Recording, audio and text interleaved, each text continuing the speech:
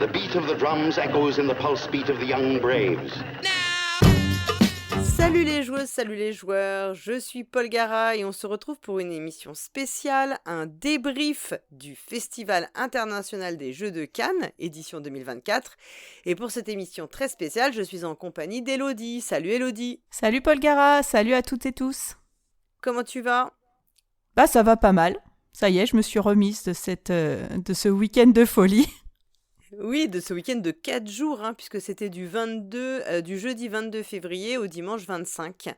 Ouais, c'est ça. Donc 4 jours fatigants. Oui. On marche beaucoup et on se retrouve parfois bloqué on s'est retrouvé parfois bloqué dans les étages. En fait, on pouvait plus circuler. C'était la première fois que ça m'arrivait, en tout cas moi. Ouais, moi ça m'est pas arrivé. Je suis restée. Les moments où ils bloquaient, j'étais en bas déjà. Mais j'ai l'impression qu'ils ont bloqué plus tard que l'année dernière. C'est arrivé seulement le samedi en milieu d'après-midi, alors que l'année dernière, dès le samedi matin, on entendait que les gens ne pouvaient pas descendre de l'étage qui était l'étage enfant. Oui, qui a été transformé en fait, qui était beau, parce que tous les espaces étaient plus, il y avait beaucoup plus d'espace que les autres années. Et pourtant, on a eu pas l'impression quand même que c'était bien tendu au niveau nombre de visiteurs et de visiteuses. Puisque comme les autres années, effectivement, comme tu le disais, il y a eu des moments où les accès étaient bloqués, on ne pouvait plus trop circuler. Mais ça ne nous a pas empêché de jouer. Carrément. Et dont une journée, on a joué toutes les deux. Donc il y a des jeux qu'on aura en commun, clairement. Et puis, on a fait une liste. Alors, on a beaucoup, beaucoup, beaucoup de jeux. Donc, il est possible que cette émission soit diffusée en fait en 2 fois. Parce que on va peut-être même enregistrer en 2 fois, parce qu'on a calculé que sinon on allait faire pas loin de 3h30, 4h d'enregistrement, et ça faisait beaucoup, quoi. On sait pas où on va. Donc on s'est dit qu'on allait aviser en fonction du déroulé de l'enregistrement, si ça te va, quoi. Ça me va très bien. De manière, en tant qu'invité chez toi, je suis tes règles. Ah, c'est gentil, c'est gentil. Non, il faut que ce soit quand même confortable pour nous deux, et du coup 4 heures d'enregistrement, au bout d'un moment, on fatigue, voilà. Oui, ouais, ça demande de l'énergie et de la concentration, puis il faut quand même qu'on dise 2-3 trucs un peu intelligents. Ouais, on va essayer de restituer nos sensations de jeu et ce qu'on a ressenti en découvrant les jeux en question. Alors, on va démarrer tout de suite par un jeu auquel moi j'avais déjà joué, dont on avait parlé avec Mad quand on était allé à Rennes. Et je pense que toi, tu l'as découvert sur le salon. Oui, mais j'avais écouté votre débrief et vous m'aviez donné envie. D'accord. Alors que c'est pas du tout mon type de jeu, les jeux de déduction, d'habitude c'est pas pour moi. Mon cerveau n'est pas fait pour la déduction. On parle de Chronologique Paris 1920, donc un jeu de Fabien Gridel et Johan Levet, qui était coédité par Super Meeple et Ori Games. Et donc, comme tu disais, c'est un jeu de déduction, mais vraiment de déduction logique. Et en gros, c'est un peu Turing Machine, mais qui aurait été thématisé façon un petit peu Cluedo, quoi. Je sais pas si c'est une bonne manière de le définir, mais on a un peu ces idées-là qui viennent quand on découvre le jeu. Qu'est-ce que tu en as pensé, toi, Élodie ? Alors moi, j'ai pas joué à Turing Machine parce que justement, comme c'est du jeu de déduction pur, j'ai même pas voulu y aller. Là, j'ai aimé la thématique. Je me suis raconté une histoire. En revanche, j'ai trouvé... voilà, encore une fois, c'est pas mon type de jeu dans le sens où je suis très, très, très, très mauvaise en déduction. Là où les autres avaient déjà trouvé qui avait commis le crime, moi, j'étais encore à au moins 4 ou 5 tours d'y arriver. En revanche, j'ai trouvé que la mécanique était vraiment très cool dans le sens où on a ces petites cartes à trous qui vont nous dire où, dans quelle pièce le personnage est passé, combien de fois il est passé, etc. Et puis l'idée de plusieurs types d'enquêtes possibles dans la boîte. Notamment, on nous a parlé du dernier type où on va devoir suivre un bijou qui va passer de poche en poche. Ça, je trouve ça me fait super envie, même si c'est pas mon genre de jeu. J'ai trouvé énormément de plaisir quand même à y jouer. Ouais. C'est sûr que ça reste un jeu de déduction, donc effectivement, je comprends que si c'est pas du tout si t'as pas d'appétence pour ce type de jeu et que t'es pas forcément à l'aise, parce qu'il y a effectivement on n'a pas tous les mêmes, tu vois, les mêmes compétences, et moi je sais qu'il y a d'autres types de jeux où je vais pas du tout, je vais vraiment bloquer. Mais là, c'est vrai que si t'es pas du tout à l'aise avec la déduction logique un peu, pure, je peux comprendre que ce soit pas l'extase en découvrant le jeu, même si tu peux trouver des points forts. Est-ce que toi, tu as eu le sentiment qu'il n'y avait pas trop de temps mort, parce que c'est souvent ça le risque aussi quand on analyse ces indices qu'on récolte. Est-ce que le fait d'avoir, tu sais, des indices publics, des indices privés, toi, ça t'a un peu, t'as eu ce sentiment de pas trop poireauter, ouais? En soi, le jeu m'a plu. Ouais, Juste que je suis mauvaise, mais le jeu m'a plu. Il faut aussi d'accord. accepter. Des fois, on peut être mauvais à des trucs et kiffer quand même. Bon, j'ai eu beaucoup de mal à prendre des notes. Je savais pas dans quel sens les prendre. Ça, je pense aussi qu'en rejouant, on prend des habitudes et que j'aimerais bien y rejouer pour justement être plus efficace dans ma prise de notes. En plus, j'ai confondu 2 personnages, donc ça m'a pas du tout aidé. Mais je me suis jamais ennuyée. Du fait, voilà, avec ces indices publics, c'est vraiment la bonne idée, je pense, du jeu. C'est que tu es tout le temps en train de réfléchir et d'essayer de comprendre ce que les autres ont pu avoir aussi comme indice. Enfin, je trouve ça vraiment pas mal. Donc ouais, même tu dis même si on n'est pas fan des jeux de déduction, ça fonctionne quand même. Effectivement, je pense qu'en plus c'est un jeu où tu montes un peu en puissance si t'en fais plusieurs parce que tu commences à prendre des comment dire, à avoir un petit peu pas des trucs mais automatismes, des ouais. astuces, ouais, voilà, pour être plus efficace, pour mieux prendre tes notes, etc. quoi. Je pense que c'est des jeux avec une petite courbe d'apprentissage malgré tout, quoi. Ah oui, tout à fait. Je pense que avec un peu d'entraînement, je serais un peu moins mauvaise. Sans dire d'être bonne, mais moins mauvaise. Bah moi je l'avais dit, donc c'est un jeu que nous on avait beaucoup apprécié avec Mad. Après voilà, moi je suis en plus fan de jeux de déduction, donc si vous êtes fan de jeux de déduction, foncez. Si c'est pas votre kiff, essayez-le quand même parce que vous pourrez quand même y trouver du plaisir. En tout cas c'est ce que toi tu dis, Elodie. Même si on n'est pas ultra fan du genre, on peut y trouver son compte. Oui, tout à fait. Le jeu dont on va parler maintenant, c'est Pixies, un jeu de Johan Goupy, qui est édité par Bombix. Donc c'est un petit jeu de cartes dans la même type de boîte que Seal Salt and Pepper. J'ai pas très bien compris si c'était une volonté de créer une gamme ou pas. En vrai, bon voilà, c'est un jeu de cartes comme Salt and Pepper, mais on verra qu'après il n'y a pas vraiment de lien, hormis une direction artistique un peu différente de ce qu'on voit habituellement. Donc c'est un jeu de cartes dans lequel on va récupérer des cartes dans une rivière qui ne sera renouvelée qu'à la fin d'un tour complet. Et on va placer les cartes dans un carré de 3 sur 3, parce que les cartes sont numérotées de 1 à 9.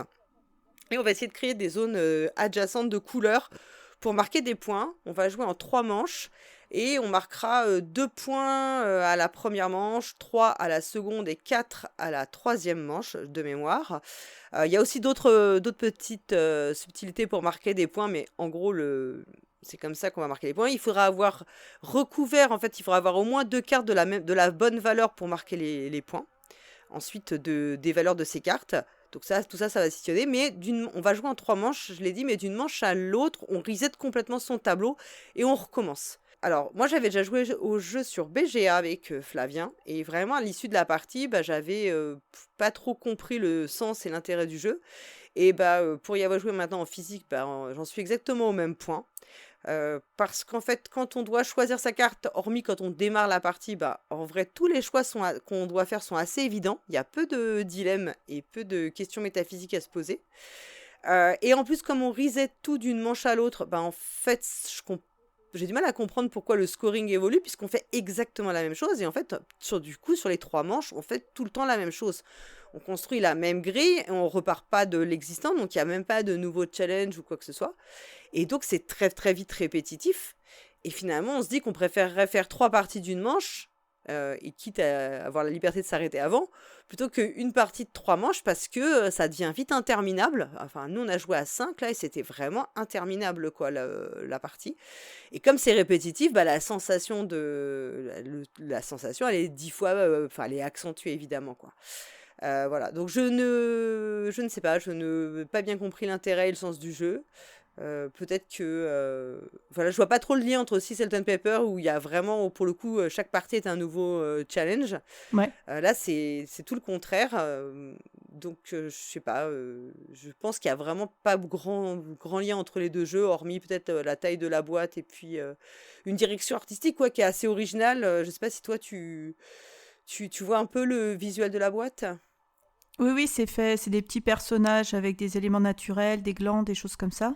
Ouais, tout à fait. Et j'ai l'impression qu'ils se sont un petit peu inspirés d'un artiste tchèque que je suis sur Facebook depuis des années. J'ai oublié son nom.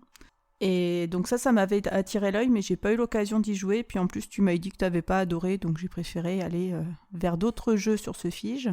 Bah, j'y jouerais peut-être sur BGA, oui, vu qu'il est sur BGA, histoire de me faire mon idée. Mais si tu dis qu'on fait 3 fois la même manche, je vois pas trop l'intérêt du truc. Et en termes d'interaction, ça se passe comment ? Est-ce que tu regardes quand même ce que font les autres ou tu fais vraiment juste ton truc dans ton coin ? Tu peux être amené à regarder ce que font les autres pour éviter de leur laisser des trop bonnes cartes. Donc oui, là il y a quand même, t'as quand même de l'interaction. Mais après c'est toujours un arbitrage entre est-ce que tu préfères bloquer les autres ou prendre la carte qui t'arrange le plus. Enfin tu vois, ça reste quand même une interaction. Tu peux avoir des personnes qui iront pas bloquer et t'en as qui vont systématiquement bloquer. Et là, ça va vraiment dépendre des tempéraments, je pense. Donc, ouais, moi j'ai quand même vu pas mal de retours qui disaient passer la première ou deuxième partie qui modéraient vachement leur enthousiasme de départ en disant ah non, mais effectivement, c'est quand même un peu répétitif, quoi. Donc voilà. On va continuer avec un jeu auquel toi tu as joué. Alors j'espère que j'ai bien le prononcé. C'est Kintsugi ou Kintsugi, je ne sais pas comment faut dire. Je pense que c'est kintsugi, en fait, qui vient de l'art japonais de réparer des objets avec de l'or. D'accord. Quand tu as cassé une tasse ou un bol. Ok. Donc de remettre du beau dans quelque chose de cassé. Et c'est un jeu qui est sorti chez Paladis Game de Patrick Roland. En fait, c'est un jeu de draft. On va choisir ses cartes dans une rivière. On va choisir les cartes qui représentent de la vaisselle. Et une fois que tout le monde a choisi ses cartes, c'est un jeu de collection en fait. Et la dernière qui reste, ça va être le type de vaisselle qui va se casser. Donc on va retourner notre vaisselle on va les taper en fait. Et ça sera nos objets qui seront cassés et qu'on va pouvoir réparer ensuite avec des feuilles d'or qu'on va récupérer de diverses façons. On est sur un jeu de collection assez classique qui va scorer en fonction, on a des majorités, on a des collections de motifs aussi, si on a la théière associée à un motif. Les objets qu'on aura réparés vaudront plus, donc en termes de thématique, on est logique. Mmh. C'est assez agréable, ça n'a rien de révolutionnaire, mais c'est agréable, il est plutôt joli aussi, donc ça ajoute aussi au fait qu'il soit sympa à jouer. En revanche, il y a un gros souci en termes d'ergonomie. T'as 2 types de vaisselle, t'as les tasses et les bols, enfin t'en as d'autres, hein. T'as des assiettes, t'as des sous-tasses, mais les assiettes et les bols ont quasiment le même logo. Ah d'accord, ouais, donc tu les confonds vite. Donc tu sais pas, voilà, puis même en termes de forme, ils se ressemblent. Si t'as les deux l'un côté de l'autre, t'arrives à voir quel est le bol, quelle est la tasse, mais si t'en as pas des 2 types, à part que le bol il est un peu plus évasé, que la tasse elle est un peu plus petite, tu peux confondre facilement les deux. Et comme ils ne scorent pas du tout pareil, ouais, c'est un peu ça, je trouve ça un peu dommage de faire des erreurs d'édition comme ça. Parce que vraiment, on l'a dit à l'animatrice, on dit mais c'est quoi la différence entre les deux? Parce que là, ça ressemble quand même beaucoup. Elle dit ah oui, mais on a déjà arrangé par rapport à l'édition originale. Bah, ah oui, ouais, d'accord. Peut-être que c'était pas suffisant. Vous auriez pu faire un tout petit peu mieux encore. Ok, mais sinon, ça t'a quand même plu ou... Oui, j'ai trouvé ça agréable. C'était une des premières parties du matin, donc pour se réveiller comme ça avec nos petits bols, nos petites tasses, c'était agréable. Et j'y rejouerais volontiers, mais sans avoir envie de l'avoir à la maison non plus, tu vois. Parce que c'est assez classique dans un jeu de collection, donc si vous n'avez pas de jeu de collection, pourquoi pas. Si vous en avez déjà à la maison, je suis pas sûre qu'il amène quelque chose de bien original. Si ce n'est ce thème. Ouais, hormis le thème, il n'a pas une originalité qui le distingue de tous les autres jeux de collection, quoi. Non. Très bien. Bah alors moi après j'ai joué à Sur les traces de Marie Curie, un jeu chez Sorryware French, donc qui est un jeu de Florian Fay, qui est dans la même gamme que Sur les traces de Darwin, mais qui n'a pas du tout, parce qu'en fait l'idée c'est le même type de boîte, de visuellement, etc. Et l'idée d'utiliser la vie d'une personne célèbre pour bâtir un jeu autour de son travail. Mais sinon, c'est pas du tout le même type de jeu, parce que donc Darwin, c'était de la pose de tuiles. Là, on va plutôt être dans l'échange de ressources. en fait, on va faire des expériences, hein, en gros, comme ce que faisait Marie Curie, quoi. Donc, et on va aussi récupérer des tuiles différentes pour pouvoir scorer, avoir comme des petits contrats. Voilà. C'est un poil peut-être plus compliqué en termes que Darwin, qui était quand même assez simple et moi je trouvais assez élégant. Après, le jeu m'a vraiment pas mal plu. Ce que j'ai bien aimé, c'est que il peut y avoir vraiment des retournements de situation. Parce qu'en fait, on fait pas forcément beaucoup de points, mais on peut avoir des moments où on va faire 2-3 points d'un coup, donc ça fait des petits effets d'accélération, des petits moments où on met la pression aux autres, qui pourront peut-être d'ailleurs rattraper hein, le retard en fait. Ce qui fait qu'on a quand même... nous, on a eu un dernier tour qui a été assez fou, et tu vois, ça nous a fait un souvenir vraiment de dernier tour assez mémorable. Et le jeu n'est pas d'une originalité folle. Après, je trouve que le thème est assez bien restitué. Il y a vraiment un effort de travail sur restituer la thématique et tout. Et l'édition, là c'était un prototype, mais l'édition, on voit qu'elle sera aussi belle que pour Darwin. Mais j'ai bien aimé le fait qu'on ait des moments avec des retournements de situation où on a le senti. Du coup, tu vois, c'est des parties que t'oublies pas en fait. Elle va pas tomber dans l'oubli de toutes tes parties, parce que le dernier tour qu'on a fait, bon, je le dis peut-être aussi parce que j'ai gagné la partie, j'avoue. J'ai fait un sale coup, enfin un sale coup. J'ai fait un très bon coup au dernier tour et j'ai quand même j'étais la dernière à jouer, les autres n'ont pas rien pu faire derrière. Et c'est vrai qu'on en est ressorti, tu vois, le lendemain on reparlait encore du dernier tour, quoi. Donc moi j'aime bien quand des jeux arrivent à susciter ça, c'est des moments comme ça un peu mémorables, des souvenirs communs un peu forts. Ça veut dire que le jeu il a le potentiel de pas être fade et lisse, mais de te laisser vraiment des vraies sensations et des vrais sentiments. Et après, ça reste classique, mais moi je trouve que ça fonctionne vraiment très bien. C'est pas peut-être pas le jeu. J'ai pas eu l'effet waouh que j'avais eu quand j'avais joué à Darwin, mais j'ai trouvé ça vraiment plutôt réussi. Donc à voir en y rejoint sur une version définitive. Ouais, moi j'y ai pas joué, j'avais joué à Darwin que j'avais trouvé magnifique, hyper agréable à jouer, mais assez classique et du coup j'avais pas été renversée. Et assez plan-plan en fait. Enfin, le souvenir de ma partie, c'est vraiment ça. Enfin, d'ailleurs, je me souviens pas trop de la partie, à vrai dire. Et je suis un peu comme toi, moi. C'est vrai que je joue pour me créer des souvenirs, pour les interactions avec les gens, plus que pour l'objet jeu en lui-même. Ou pour la victoire Et à du tout coup, prix, là, tu quoi. me donnes très très envie. Enfin, tu vois, à Kintsugi, j'ai gagné, mais aussi. Mais oui, ça t'a fait ni chaud ni froid, j'en quoi. garderai pas un souvenir fou, quoi. Oui, voilà, c'est ça. Ouais, je comprends. Oui, parfois, tu as des victoires sans saveur, quoi.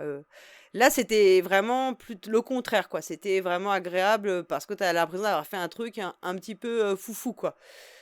Donc, ça te reste, quoi. Bah, en tout cas, Bah c'est... oui, ça crée des émotions, quoi. Et je pense qu'on joue pour ça, pour avoir des émotions, pour sortir un peu de notre quotidien, sortir un peu de nous-mêmes et vivre des trucs un peu forts avec les gens autour de la table, quoi. Enfin, en tout cas, moi, je joue pour ça. Oui, moi aussi, c'est plus ce qui va m'animer. Alors, je crois que le jeu sort en milieu d'année, si je dis pas de bêtises. Ils me l'ont dit, j'avais posé la question, mais j'ai déjà oublié, parce que j'ai pas noté. Mais je crois que c'est mai ou juin, peut-être, une sortie prévue, je pense, milieu d'année 2024. Ouais, mais c'est chouette qu'ils fassent cette gamme un peu historique. Et puis, le choix de Marie Curie est plutôt cool. Oui, on est contente qu'ils aient choisi effectivement Alors, on va dire, c'est un peu la femme ultra. Parce que ce qui, je pense aussi, c'est qu'ils cherchent des personnalités qui sont connues partout en fait, enfin, qui vont Ouais. marcher à l'international. Donc, t'as cette contrainte-là. Donc, c'est sûr que Marie Curie, c'est entre guillemets ça facile. Oui. Mais c'est très bien d'avoir choisi de choisir un personnage, enfin une célébrité, enfin un personnage historique féminin pour la deuxième boîte, quoi. Oui, et puis ils auraient très bien pu dire Pierre et Marie Curie. Et là, de mettre que Marie Curie, c'est c'est bien aussi, Marie c'est Curie, sympa. ouais, tout à fait. On va continuer avec le jeu auquel tu as joué après. Pareil, je vais te demander comment ça se prononce. C'est Blo ou Blot, comment on prononce? Je pense qu'on prononce Blot parce qu'en fait, c'est un acronyme de quatre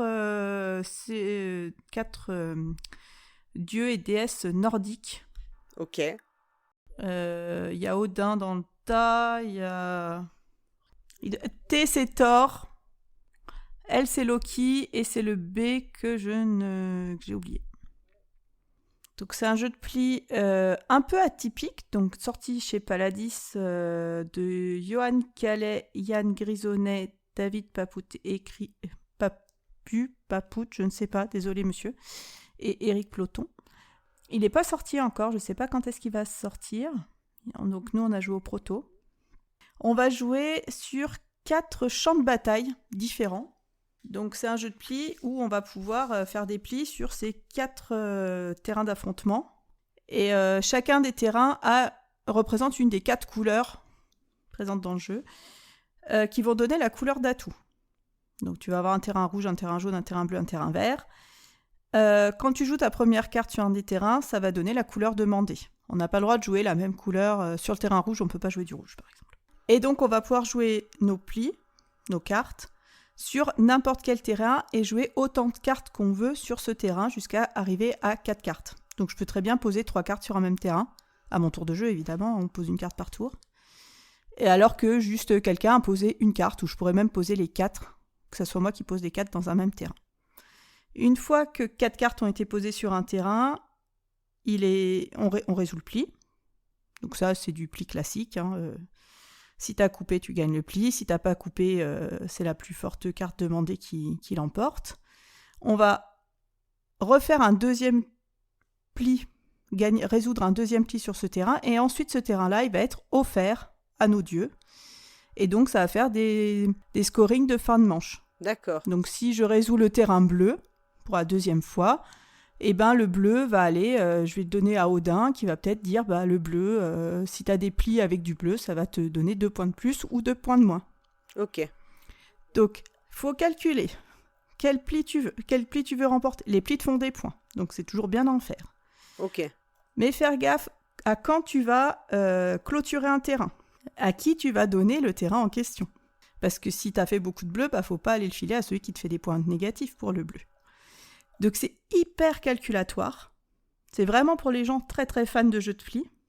Le seul truc qui aide au calcul, c'est que tous les plis sont visibles, même ceux remportés. Donc tu n'as pas à compter, parce que je pense sinon ça serait complètement impossible, enfin, à part pour des calculettes sur pattes. Moi qui joue beaucoup à l'instinct en jeu de plis, ce qui fait que... Voilà, là, c'est pas possible. Tu peux pas jouer vraiment à l'instinct. Tu es obligé de vraiment faire du calcul intense pour arriver à faire les choses à peu près correctement. J'ai pu remporter la première manche parce que je pense que j'avais un peu saisi les tenants aboutissants du jeu un tout petit peu plus vite que mes partenaires de jeu. Autant dire que je me suis fait rouler dessus sur la deuxième parce qu'ils avaient pigé. Et là, c'était cuit. Mais c'est assez intéressant. J'ai plutôt trouvé ça cool. En fait, tu joues plusieurs plis en même temps. En fait, tu as plusieurs endroits pour jouer tes plis, c'est ça ? C'est ça. Parce qu'il y avait un jeu comme ça, de mémoire. Alors, j'en ai fait 1 ou 2 parties, mais ça fait un bout...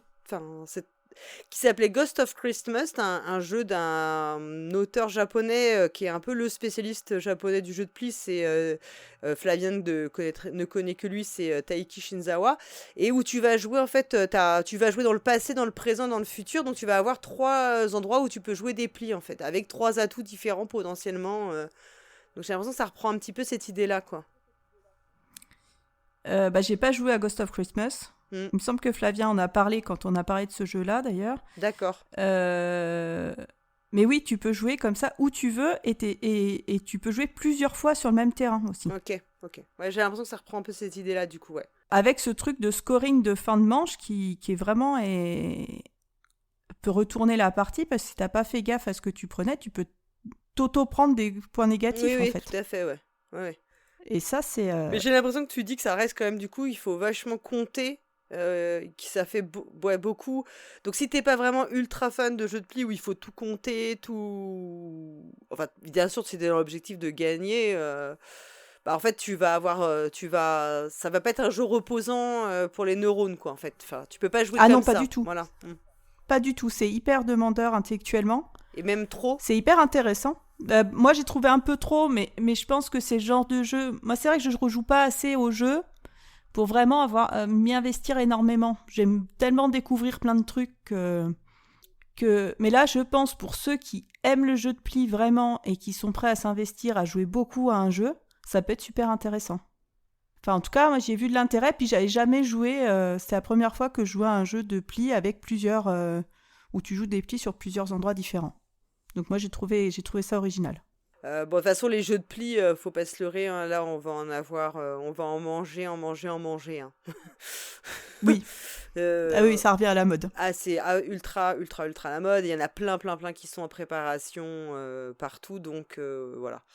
Je pense que le jeu de plis a de beaux jours devant lui. Je pense que 2024, on va en voir beaucoup des jeux de plis, quoi. Qui auront des twists, ouais. Notamment une photo de Rebel Princess, qui était un peu mon coup de cœur des scènes. Donc j'ai l'impression que ça va être localisé en France. Oui, sûrement, ouais. Bah, y en a un aussi qui est assez connu, qui est annoncé chez Yellow. Enfin voilà, on va en avoir pas mal, quoi, à mon avis. Bah écoute, on va continuer avec le jeu d'après, qui est beaucoup plus simple, lui. Alors toi, j'ai vu que tu y avais joué aussi, c'est Onyx, un jeu de Florian Siriex et Benoît Turpin, qui sort chez Blue Cocker. Alors c'est un petit jeu de... C'est pas vraiment un jeu de collection, hein. En fait, on va avoir des pierres, des gemmes. Il y en a de 4 couleurs différentes. On va les placer, on va faire 4 tas de mémoire, 4 ou 5 tas de cartes. Et à son tour, on choisit d'en prendre on choisit une couleur qu'on prend. Et on a le droit de prendre toutes les cartes adjacentes qui auront la même couleur. Et ensuite, on va les poser comment dire, devant nous, en fait, pour faire des lots où on a les 4 couleurs présentes.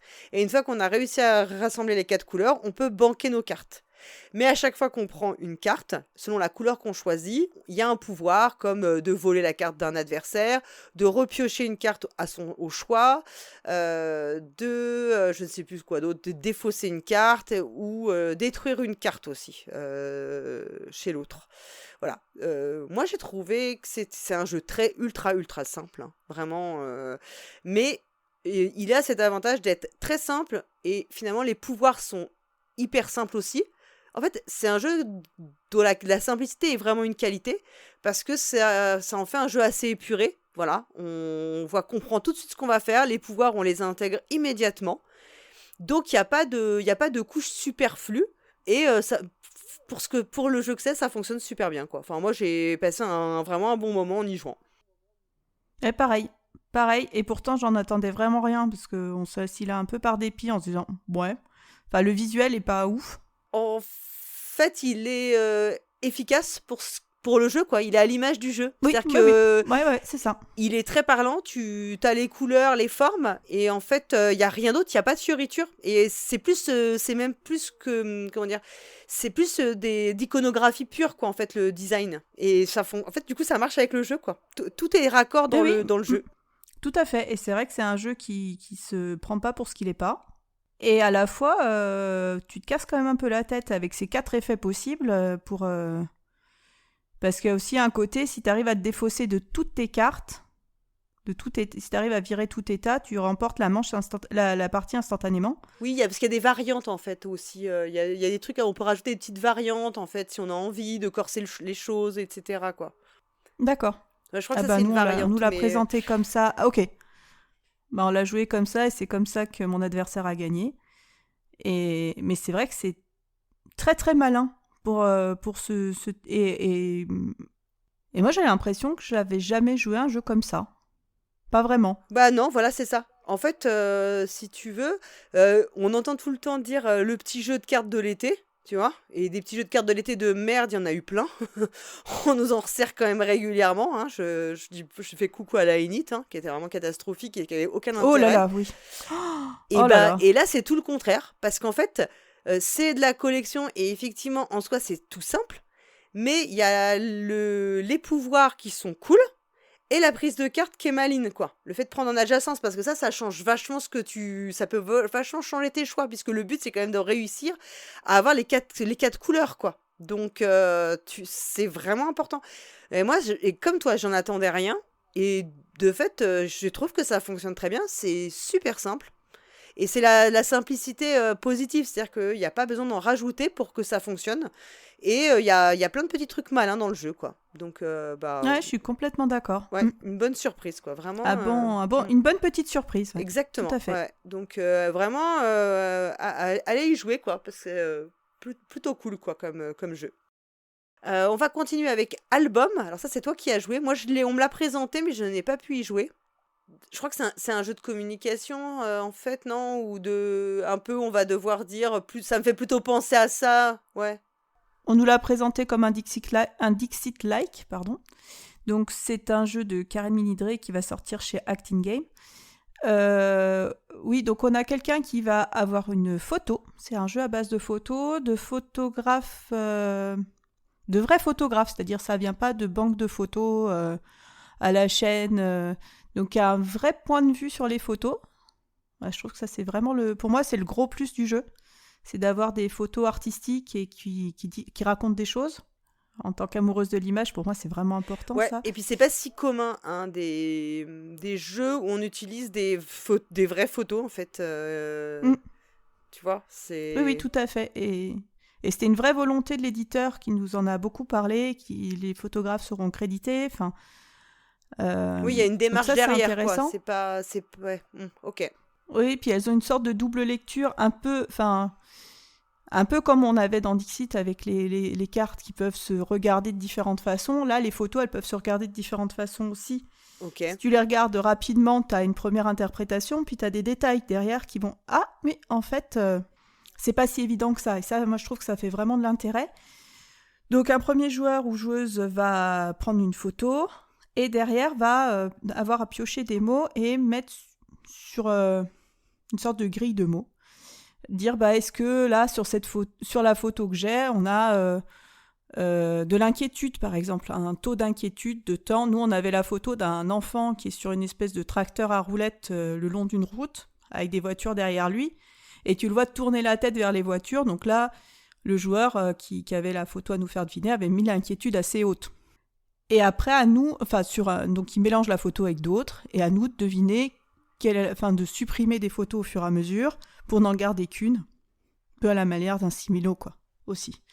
Ce serait un peu Dixit rencontre similo avec des photos. Ok. Bon, est-ce que ça t'a plu ? Eh ben oui, parce que pour ce parti pris de choix de choix de photos et non pas d'illustration, ouais. J'ai trouvé ça intéressant. Après, c'est vrai que des jeux comme ça, bon, moi je suis une amoureuse folle de Dixit et aucun jeu ne viendra jamais détrôner Dixit. Donc voilà, on a cette sensation de jeu qu'on a déjà vu, mais avec ce côté intéressant d'utiliser donc des photos d'art. Et j'espère qu'il y aura assez de photos dans le jeu final pour qu'il y ait vraiment une possibilité de renouvellement et que tu n'aies pas l'impression d'en faire le tour très vite. Mais on imagine, s'il fonctionne, pouvoir avoir des extensions. Voilà. Non, okay. C'était pareil, plutôt une chouette découverte et un bon moment. Eh bien, écoute, on va continuer avec les parties pris artistiques. On va parler de Mix Art, qui est un jeu de Jérémy Partinico qui va sortir chez Subverti. Donc, c'est un jeu dans lequel on va avoir des cartes avec des tags, des dessins de street art. Alors, je m'excuse parce que je m'y connais pas très bien. Donc je vais peut-être dire des bêtises au niveau de la thématique, donc je m'en excuse d'avance.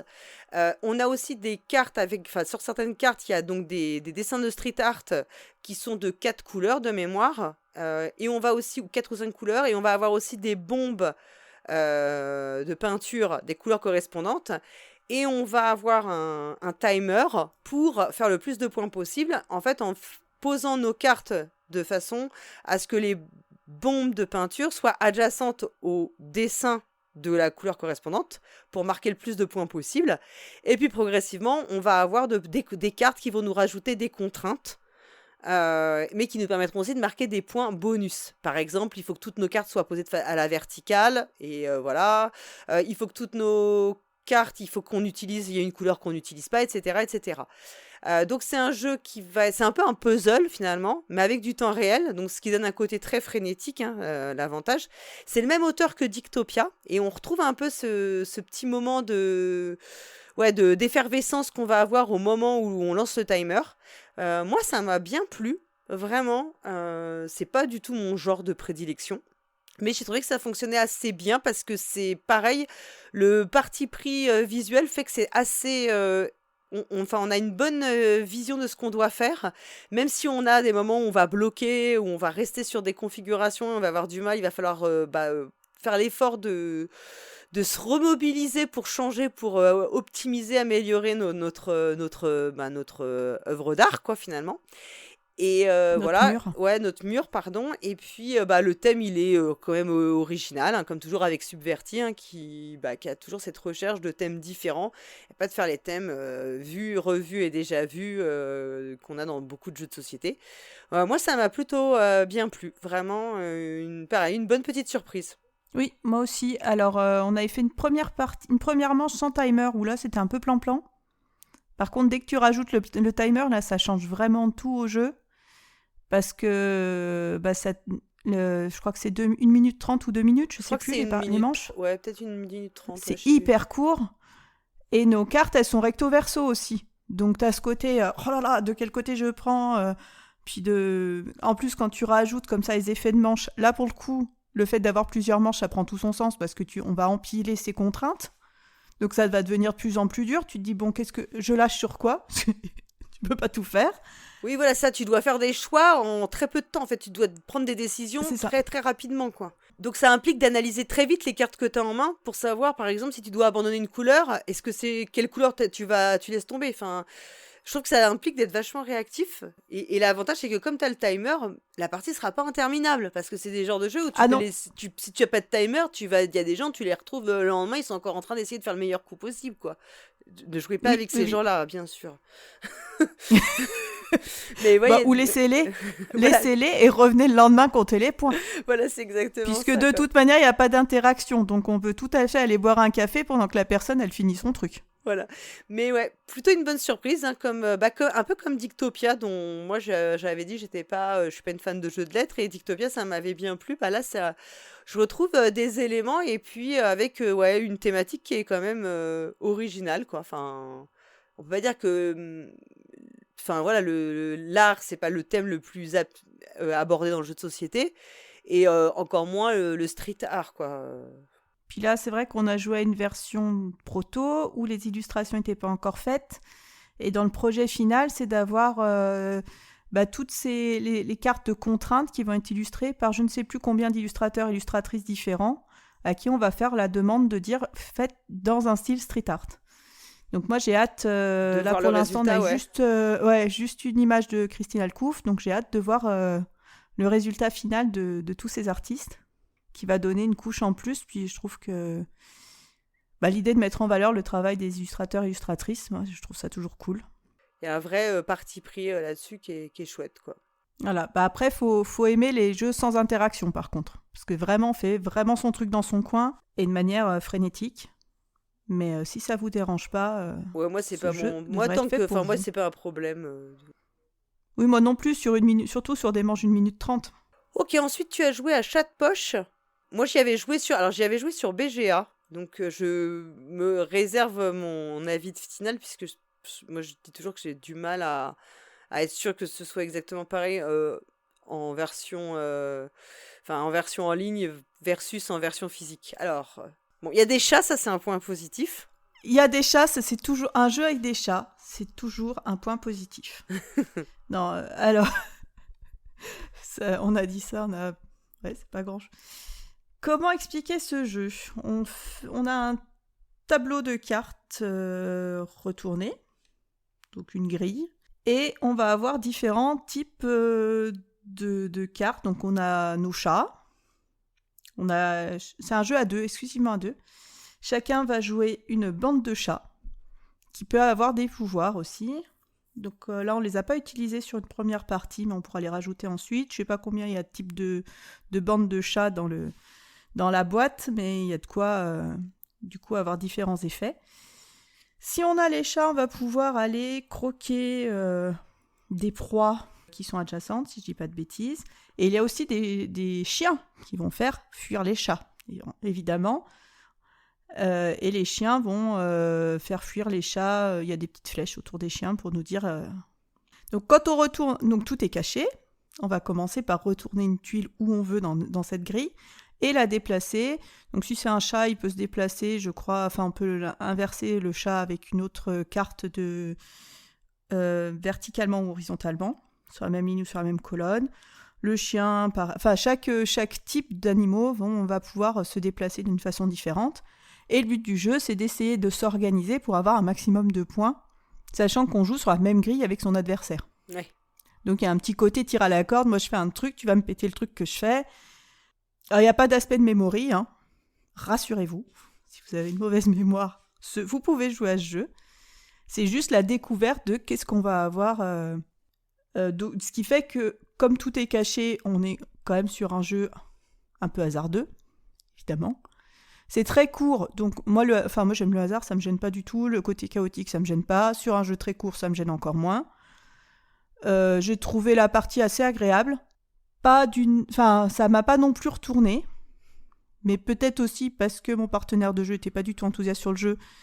Donc ça a peut-être modéré le... J'y rejouerais volontiers, quoi. Peut-être aussi avec les pouvoirs pour voir ce que ça amène en plus. Et la DA, elle est assez chouette. Hein. Ouais, la DA est assez chouette, il y a des chats. Bon, après, moi, je te cache pas que la partie que j'ai faite en ligne, j'ai trouvé ça vraiment assez nul.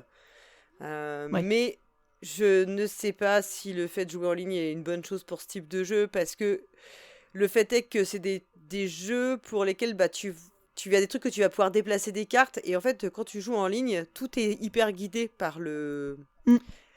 Donc, tu t'as aucune... En fait, je trouve que ça annule une partie de ta réflexion. Parce qu'en fait, tu te laisses vachement soutenir, enfin, tu te laisses un peu porter par ce que te propose finalement je sais pas, c'est pas le logiciel, mais tu vois, la version numérique. Et c'est pas comme quand tu dois réfléchir par toi-même. Et moi, je trouve que ce genre de jeu où ça me rend très paresseuse. Et c'est pour ça que je me méfie de mon ressenti, tu vois. Parce que j'ai pas eu l'impression de faire... J'ai eu l'impression de rien faire, mais je pense que c'est parce que le jeu fait trop pour moi. En fait, le fait que ce soit le développement du jeu en numérique fait trop pour moi et fait que je m'implique pas assez, et donc ça me rend paresseuse et me fait que je me sors du jeu, quoi. Donc pour ça que je peux pas dire que j'ai pas aimé le jeu. Je préfère réserver au fait de jouer en vrai, quoi. Puis je pense qu'en vrai, tu te chambres aussi. Il y a ce côté d'interaction face à face où bah celui-là tu vas pas me le manger parce que tu te fais niaquer par le chien. T'as vu mon gros chien là que je t'ai mis là? Et je pense que ça joue aussi au plaisir de jeu, cette interaction, de se chambrer, de se taquiner, tout ça. Et ça, tu l'as pas sur une version numérique, à moins de jouer avec des potes avec l'audio, quoi. Ouais, bah c'est ce qu'on avait fait avec Flavien, mais comme tu vois, je me laissais un peu porter. Je pense que j'étais pas dedans, quoi. Donc pour ça que bon, je me dis à rejouer pour avoir un meilleur avis, quoi. Oui, je pense que c'est un petit jeu agréable. Je pense qu'avec des enfants, il peut très bien tourner aussi. Du côté comme c'est du côté du hasard, de ce que tu retournes. Je pense que ça a testé avec pas des tout petits, mais à partir de 7-8 ans, je pense que ça peut être un petit jeu familial agréable. Donc Chat de poche, c'est un jeu d'Alexandre Aguilar et Romaric Gallonnier. C'est paru chez Lumberjack et c'est illustré par Jonathan Oconte. Très bien. Bah écoute, après moi j'ai joué à Oxono. C'est également un jeu du même auteur que Mixert, puisque c'est un jeu toujours de Jérémy Partinico. Donc le jeu, c'est Oxono, c'est un jeu abstrait qui est édité par Cosmo Ludo, qui fait, je crois qu'il y a toute une gamme en fait de jeux, j'ai l'impression plutôt des jeux abstraits. C'est toute une gamme de jeux abstraits. Alors moi je suis pas une fan de jeux abstraits, je le dis tout de suite, c'est trop pour moi. C'est trop de calcul, enfin il y a trop de calculs de X coups à l'avance pour moi. Je pense que mon cerveau n'est pas fait pour. Après le jeu, en gros, on a 2 couleurs et 2 motifs. Et il va falloir faire à 2 mémoires, aligner soit 4 couleurs, soit 4 fois le même motif. Voilà, et donc il y a une façon de de poser ses pions, comme dans tous les jeux abstraits. Bon, c'est bien fait, moi c'est pas du tout mon truc, voilà, je peux y jouer sans problème, mais j'ai vraiment l'impression de jouer toujours random dans ces jeux-là. C'est trop, ça me demande... J'ai pas l'impression de pouvoir jouer suffisamment à l'instinct, et ça me demande trop de calcul pour moi, quoi. Voilà, j'arrive pas à me projeter dans ce genre de jeu, en fait. Moi, je suis un peu pareil. Voilà, je me permettrais pas de dire que le jeu est pas bien. C'était plutôt, en plus on en a fait 2 parties, donc tu vois, c'est plutôt que ça passait bien. Mais clairement, je sais que c'est pas des jeux faits pour moi, quoi. Je comprends. Ensuite, tu as joué à un jeu qui s'appelle Le Chemin de la Maison, et je pense que c'est un jeu enfant. Tu penses bien. C'est un jeu pour les 5 ans et plus, même si je trouve que 5 ans, c'est un peu juste. Mais... D'accord. Donc, c'est un jeu de Léo Colovini, illustré par Sepio, et qui est sorti chez Spaceco. Bon, Léo Colovini, en principe, c'est quand même un auteur intéressant. Enfin, voilà, on se dit que ça doit être pas mal. On espère, on attend. On a des attentes, en tout cas, quand on voit son nom. Oui, et ben, alors je n'ai jamais joué à de jeux de Léo Colovini, ça fait partie des cases qui me restent à cocher de mon parcours ludique. Et donc là, c'est un jeu de programmation. Donc je trouve ça cool de faire un jeu de programmation pour les petits. Où le but du jeu, ça va être d'amener notre petit écureuil cacahuète à sa maison. Donc on a une espèce de grille de chemin avec à chaque fois on va pouvoir se déplacer soit du côté de la forêt, soit du côté de la prairie, soit je sais pas vers la mer. Oui, je regarde les photos en même temps que tu parles pour me rendre compte. Et on va poser une carte pour dire de quel côté on va diriger notre cacahuète en essayant de suivre le chemin. Donc c'est un jeu à communication limitée, chacun à son tour va poser une carte sur une espèce de plateau. On joue en coop du coup. On joue en coop, ouais. Et le but c'est ensemble d'amener notre petit écureuil jusqu'au bout du parcours. Et on va poser 5 cartes, mais il y a 7 emplacements sur le plateau. Ce qui fait qu'on va pouvoir dire, cette carte-là, ça serait mieux de la jouer plutôt vers la fin. Cette carte-là, ça serait mieux de la jouer tout de suite au début parce qu'elle est vraiment cool. Et donc petit à petit, on va avancer notre écureuil qui va faire un peu des zigzags par moment parce que je pense qu'il a bu un peu des trucs chelous, des noisettes un peu fermentées, tu vois ce que je veux dire. Donc il chavire. Mais on arrive comme ça petit à petit à l'avancer vers sa maison et quand on arrive à le planter dans sa maison, c'est hyper satisfaisant. Moi, j'ai vraiment beaucoup aimé ce jeu. Et même entre adultes, ça fonctionne. Ok. Et tu penses que 5 ans, c'est un peu juste en fait Cette idée de programmation, d'anticiper le mouvement de cacahuète, se dire si là, l'autre il a placé, parce qu'on ne sait pas ce que l'autre a placé. Comme ça, communication limitée. Donc si là, faut déjà anticiper, cacahuète il aura avancé par là. Et après, si je l'amène là, il n'y a pas le trait pour relier telle et telle case. Donc il faut pas poser tel type de carte. Ça demande quand même une gymnastique. Alors je pense qu'au début on perd beaucoup. Et qu'il y a vraiment on va apprendre à perdre aussi, peut-être, avec ce jeu. Après, peut-être ça peut marcher. Ça marche juste avec des enfants, même jeunes, même 5 ans, parce que c'est coop, en fait, et que ça peut compenser un petit peu. C'est ça qui permet de jouer avec des petits, même si peut-être qu'ils font un peu n'importe quoi tout au début. Et il y a de toute façon, il y a une courbe d'apprentissage dans ce type de jeu, clairement. Nous, voilà, on apprend à perdre et on apprend à faire mieux au fur et à mesure des itérations.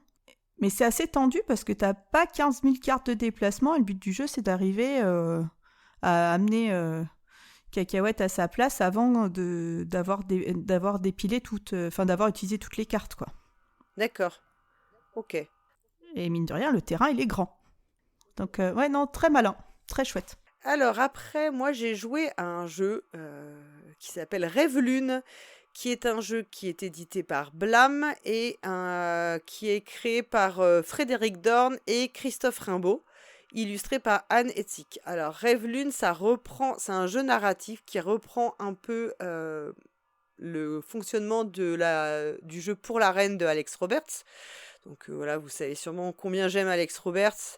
Qui est une game designeuse plutôt de jeux de rôle et qui a fait notamment donc Pour la Reine et initié la gamme For the Story, qui sont des jeux qui un petit peu d'impro à mi-chemin entre l'impro et le jeu de rôle, dans lequel on va tirer des cartes et raconter l'histoire en rebondissant les unes sur chacune ce qu'a dit l'autre, etc.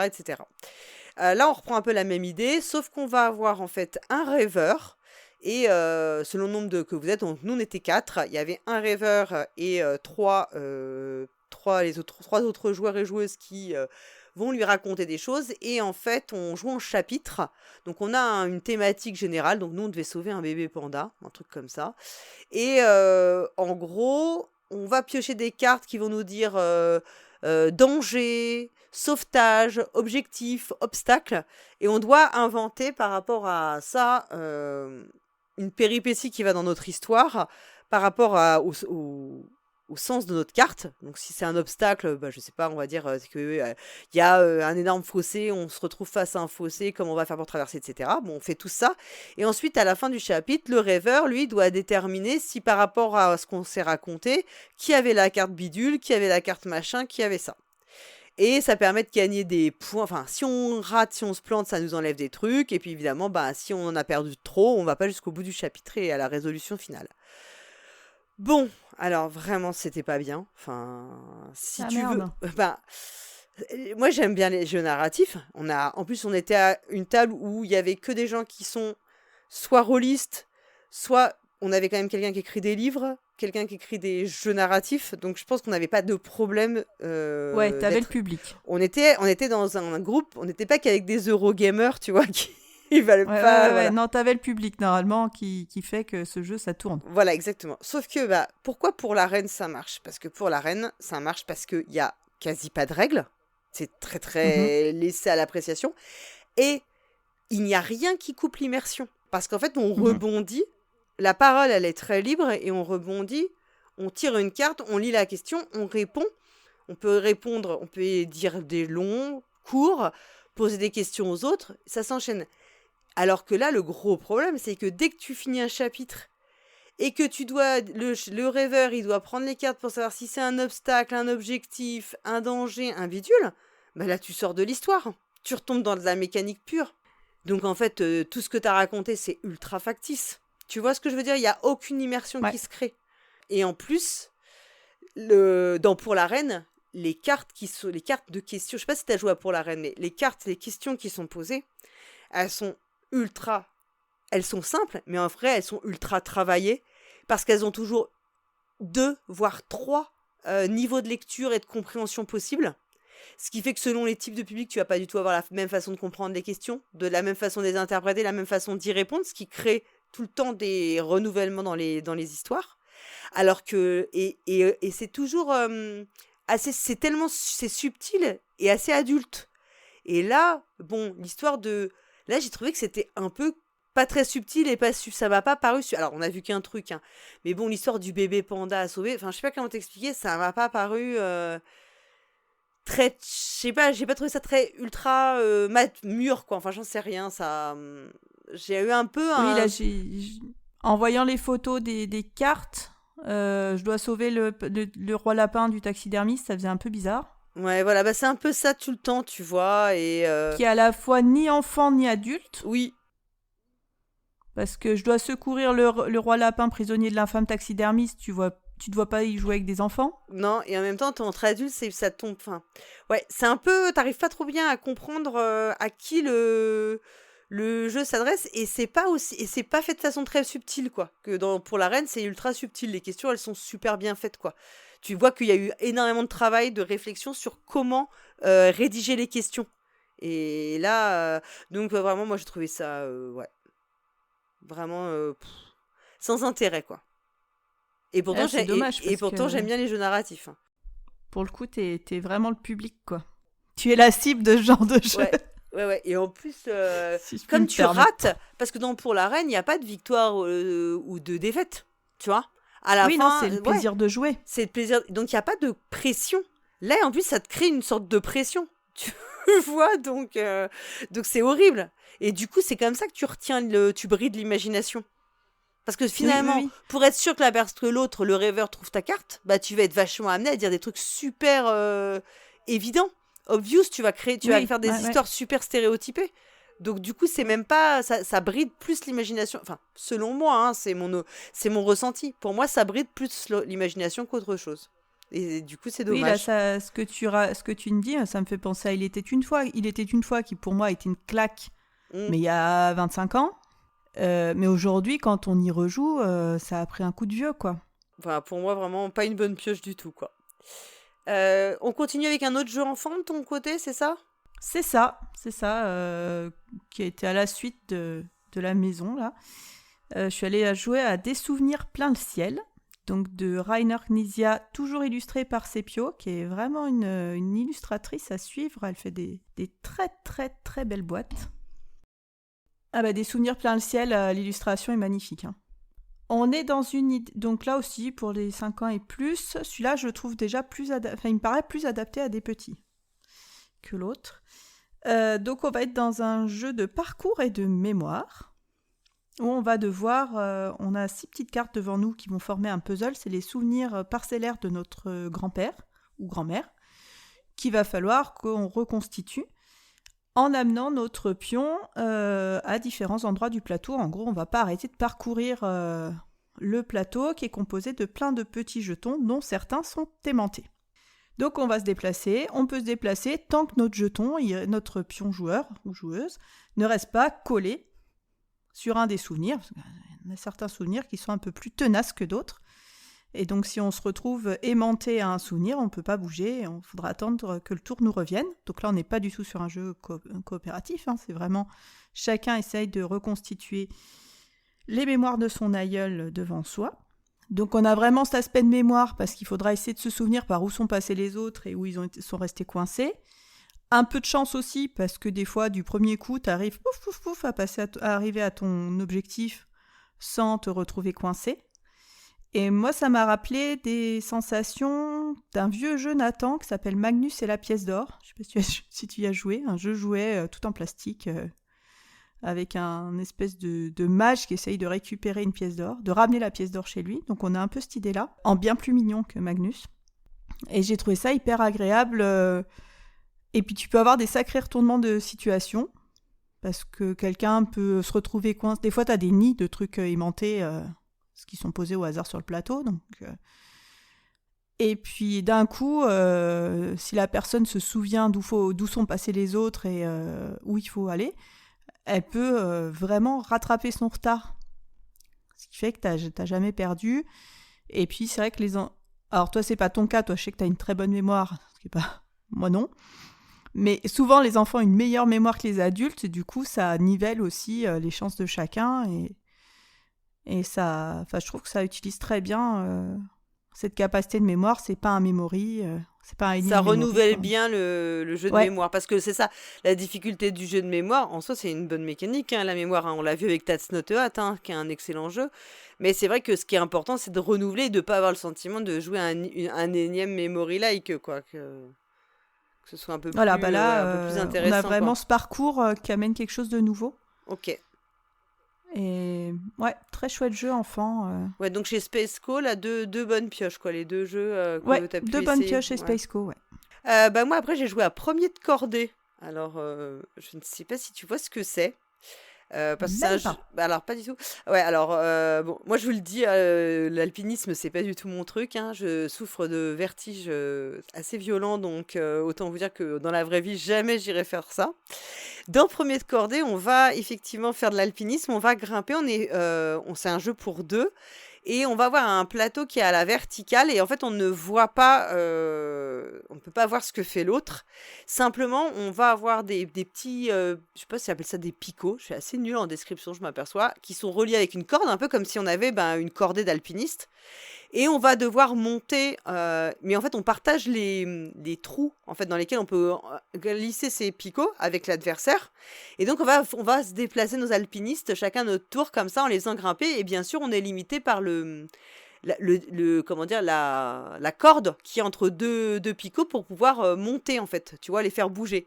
Et forcément à la fin ça va en plus se rétrécir, donc il va falloir trouver le bon moyen d'arriver au sommet. Et le premier qui arrive à mettre un de ces alpinistes au sommet, il a gagné. Et forcément on a le droit à certains endroits de mettre notre picot là où il y a l'alpiniste de notre adversaire, ce qui fait que son alpiniste de l'autre côté va tomber. Donc il va pouvoir... Quelle violence. Ouais, Mais quelle violence. c'est un peu violent. On fait tomber les gens dans le vide, mais Voilà. quelle horreur ce Donc jeu. on peut le remettre tout au tour d'après, il n'y a pas de souci. On peut pas le remettre dans l'endroit où il vient de se faire dégager, évidemment, ça c'est la contrainte. Mais on peut avoir jusqu'à, je crois, 2 mecs dans le vide. Ça on a le droit en fait. Et je crois que c'est au 3e, par contre t'as perdu. Si t'en as 3 qui se retrouvent dans le vide, là t'as perdu. Donc en plus on va pouvoir se faire des petits sales coups, tout en sachant, on sait pas exactement où en est l'autre, hein. Alors, écoute, franchement, moi, j'en referai pas 50 parties, mais c'était marrant à faire. Moi, c'était catastrophique. Je suis montée très vite et après, je n'arrivais pas à atteindre le sommet.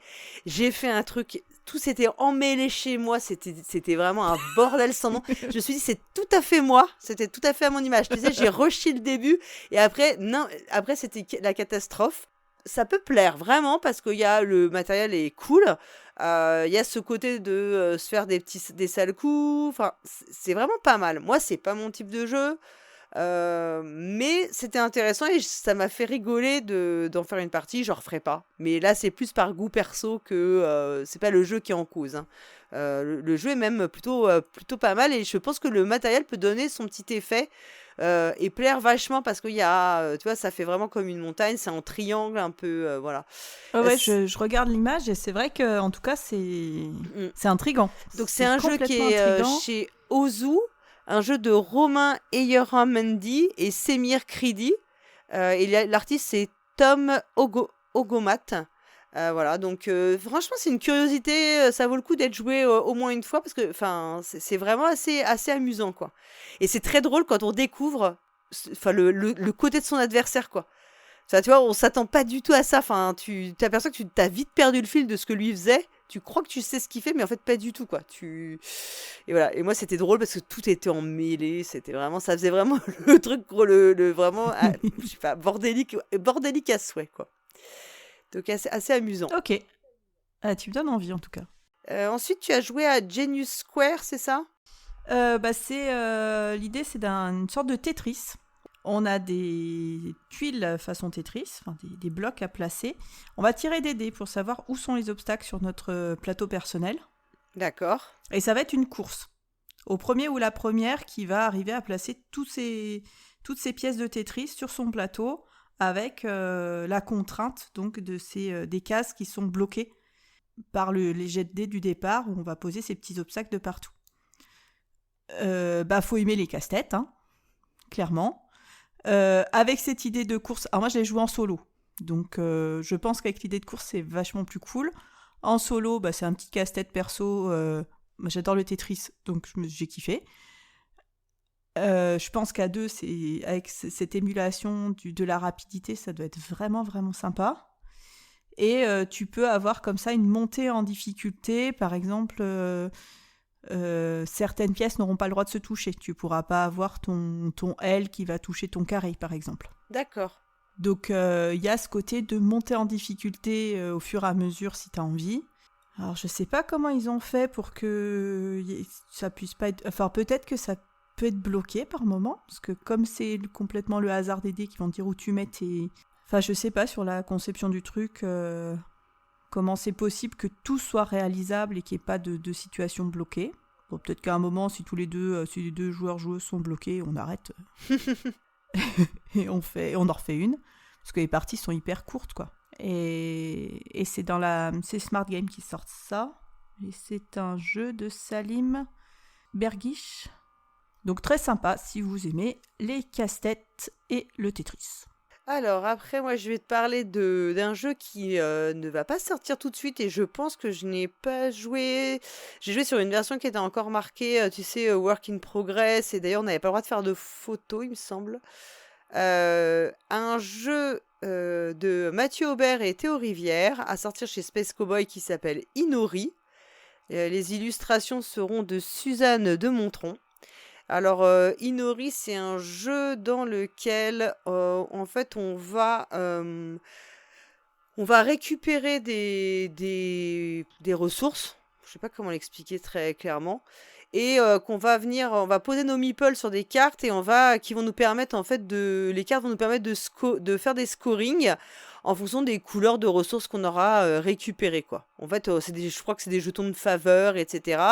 Et on va marquer des points en fonction de ce qu'on a récupéré. Et le but c'est de se placer et bien sûr il faut être placé par exemple si on a une carte qui va faire scorer, je te dis n'importe quoi, tes jetons bleus, il faut que tu aies posé un meeple sur cette carte, il y a 3 emplacements pour pouvoir avoir le droit au scoring. Donc voilà. Si tu n'es pas dessus, bah tu louperas, même si tu as 10 bleus, bah tu marqueras 0 point. Bon, voilà. En gros, c'est ça. Hein. Alors, franchement, je vais faire un énorme disclaimer. Je ne sais pas si on a joué à 2. Je pense que ce n'est pas une bonne configuration. Parce que du coup, bah, en fait, tu as très peu de blocage. Parce qu'à 2, tu es à peu près sûr que tu pourras te placer sur toutes les cartes que tu veux. Enfin, il y a peu de doute là-dessus. Et Ok.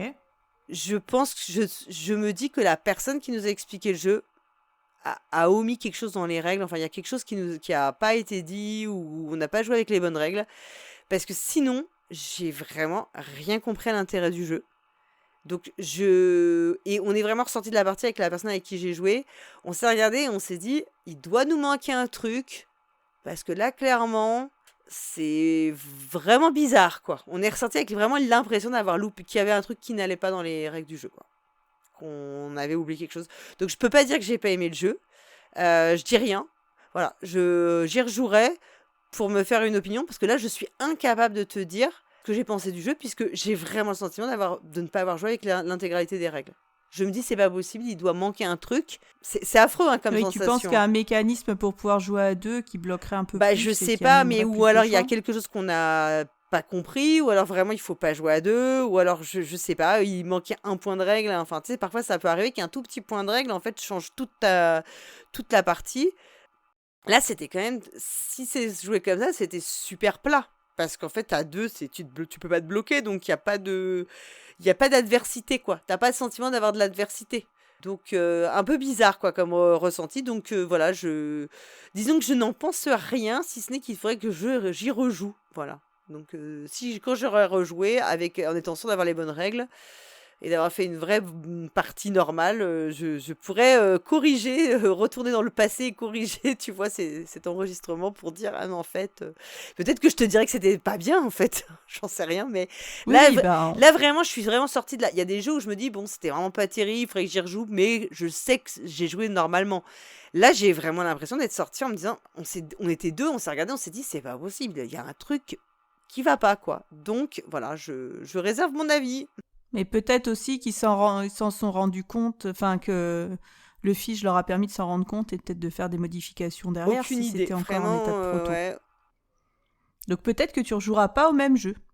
Peut-être que je rejouerai pas au même jeu. Bah écoute, tout ce que j'espère, c'est que mon expérience sera plus intéressante que celle-là, parce que là, c'était vraiment pas fou, quoi. Voilà. Donc je te laisse la parole pour le jeu suivant, qui est un jeu auquel j'avais joué, ouais. Alors, donc le jeu suivant, c'est Stop Me or Let Me Go de Teju Sawada, illustré par Maud Chalmel, et c'est chez Kif. Donc c'est un jeu de bluff. On va avoir des malfrats qu'on va devoir soit laisser partir, soit essayer d'arrêter. Chacun va poser une carte face cachée sur ce malfrat qui dit soit stop pour l'arrêter, soit go pour le laisser partir. L'idée, c'est qu'on va essayer d'arrêter les malfrats qui valent le plus de points pour essayer d'en gagner au maximum à notre tour de ces points. On est vraiment sur ce genre de jeu de bluff caché où moi je suis archi mauvaise. J'ai toujours l'impression de jamais rien comprendre à ce que les autres font et de jouer complètement pif tout le long. Et ça me... Au point que je me dis que je suis complètement déconnectée des autres gens. Ça me met dans un état un peu bizarre, ce qui fait que j'aime vraiment pas trop ce genre de jeu. Et que j'y vois aucun intérêt parce que comme je comprends rien de ce que font les autres, bah que je joue au pif du coup. Je sais pas pourquoi j'ai gagné, je sais pas enfin si, pourquoi j'ai perdu, c'est parce que j'ai rien compris à ce que font les autres. Oui, mais je vois ce que tu veux dire. Ouais, du coup, t'as l'impression de pas avoir de maîtrise sur ce qui se passe autour de la table, quoi. C'est ça. Et que les autres en ont. C'est ça. Parce qu'à la limite, tu joues à un jeu de dés où t'as 0 maîtrise. Ouais, peut-être qu'en fait, ils font un peu tous semblant, tu sais. Moi, je trouve que dans les jeux Oui, de peut-être, bluff, peut-être. dans les jeux de bluff et de guessing comme ça, souvent, il y a une grosse part de culot, en fait. En vrai, je suis pas toujours sûre que tout le monde sache bien ce qu'il fait, mais bon. Oui, voilà, oui, mais moi, je sais pas faire semblant. Puis alors, j'ai un visage, on lit tout dessus, donc jeu de bluff, c'est pas du tout mon truc. Du coup, ouais, moi je suis complètement passée à côté de ma partie et j'ai pas trop vu l'intérêt du jeu, mais parce que voilà, c'est vraiment pas mon type de jeu. J'ai vu que tu y avais joué aussi. Oui, moi j'y avais joué à Paris et Ludique et c'est vrai que moi j'avais vraiment bien aimé quoi. Alors après comme toi, c'est pas des jeux où en vrai j'ai l'impression d'avoir autant de maîtrise. Moi aussi je trouve que les autres autour de la table ont toujours l'impression ils savent hyper bien ce qu'ils font et tout. Et moi j'ai toujours l'impression aussi parfois de faire un peu de jouer un peu au pifomètre, mais je suis persuadée qu'en réalité c'est un peu pour tout le monde pareil et qu'après c'est plus une façon de bluffer ou d'avoir du culot pour faire croire qu'on sait ce qu'on fait. Moi j'avais plutôt bien aimé le jeu, hein, j'avais trouvé ça assez cool. J'en ai un très bon souvenir, donc enfin, tu vois, et puis je trouvais que le visuellement, bon, ça n'a rien à voir avec le jeu, mais le visuel est vraiment top, quoi. Enfin, Ah oui, visuellement, rien à dire. J'aime beaucoup le travail de Maud Chalmel. Je trouve que le parti pris graphique, ouais, ce qui a rajouté au jeu, parce qu'en fait, ça fonctionnait assez bien. Moi, j'avais vraiment bien aimé, donc ouais. Après, c'est sûr que si t'es pas fan de genre de jeu avec du guessing, du bluff et tout, bah oui, clairement, c'est que le jeu repose que là-dessus, quoi. Ah oui, complètement. Et moi, c'est vrai que c'est des jeux, je passe complètement à côté. Alors après, on m'en propose une partie, je jouerai, hein, mais sans savoir ce que je joue. Donc sans prendre un plaisir fou à jouer. Ouais, bah oui, ouais, je comprends tout à fait. Ouais. Bah écoute, on va continuer avec un jeu auquel on a joué ensemble. Et on peut dire il était pas très bien. Je sais pas si on était... Non, c'était pas terrible. C'est pas le meilleur souvenir Ah des ouais. 4 jours. Non, c'était notre premier jeu toutes les deux, je crois, en plus, franchement, bon. Alors, ce jeu, c'est Les Architectes d'Amitis. Un jeu de Jérémy Ducret et Romaric Gallonnier, qui est illustré par Agnès Ripoche et qui sort chez La Boîte de Jeux. Alors, ouais, déjà, moi, quand j'ai vu le titre, faut dire que, sur le coup, je me suis dit, tiens, Amitis, machin, c'est bizarre. Ça m'a fait penser au jeu d'Istari. Bon, ça n'a aucun rapport, hein, voilà. À part un vague thème babylonien, je crois. Ben, voilà, c'est à peu près tout. Ouais, non, ça n'a rien à voir. Donc là, c'est un jeu pour deux, où on va poser des tuiles. Et puis, en gros, il faut faire des contrats. Alors, on a des bâtiments, on a des fonds on a des couleurs, il va falloir faire des contrats en fonction des couleurs et puis des bâtiments, et puis selon les bâtiments on a des pouvoirs, quoi. Voilà, c'est sans intérêt, voilà, vraiment. Je sais pas comment dire en fait, c'est le genre de jeu, c'est pas nullissime, c'est pas vrai, je suis un peu dure là. Non, c'est pas nul. C'est pas nul du mais tout. c'est pas bien non plus. Mais non, en fait t'en ressors en disant bon bah voilà, ça t'a fait quoi? Moi ça m'a fait ni chaud ni froid, quoi. Oui, pareil, ce truc de l'impression d'avoir déjà joué à ce jeu. Oui, ouais, c'est ça, une impression de déjà vu comme on dit, et sans originalité. Et alors après, ça c'est pas de la faute du jeu, enfin c'est plutôt de la faute de l'édition. Moi j'avais un mal fou à... Je trouve que les bâtiments sont pas très lisibles, quoi. Ah oui, ils se ressemblent tous et fallait tout le temps retourner à l'aide de jeu Ouais. pour voir, attends, ça c'est quoi? C'est un jardin? C'est un palais? Ça m'a fait le même effet que les bâtiments beiges des châteaux de Bourgogne, tu vois, où j'ai toujours... Tout à fait. Après plus de 50 parties, je suis toujours obligée d'aller revérifier leur pouvoir, et lequel est lequel. Et ça m'a fait exactement le même effet, et sauf que là, c'était quand même beaucoup plus gros, et c'est quand même un jeu de 2024, pas un jeu de 2012, donc tu devrais te dire, bon, on a fait des progrès en principe et tout.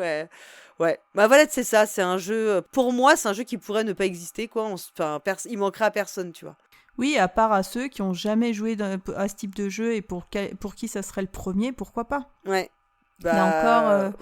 Bah oui, mais je suis sûr qu'on peut le retrouver mieux, quoi. Oui, je pense aussi qu'on peut le retrouver mieux. Et puis, il y a eu aussi un truc, c'est que ça, c'était une volonté de l'éditeur de nous installer côte à côte et pas face à face. Et moi, j'ai trouvé que sur l'expérience de jeu, c'était quand même pas très agréable parce qu'on avait l'impression d'être en vitrine.